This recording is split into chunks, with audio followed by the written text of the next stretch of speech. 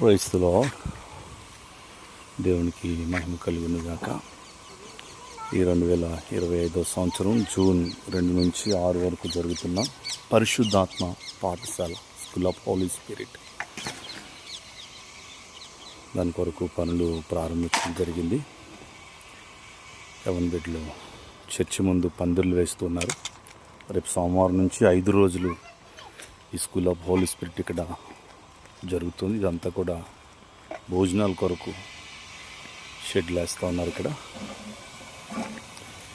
ఈ సంవత్సరం అనేక ప్రాంతాల నుంచి అనేకులు రాబోతున్నారు.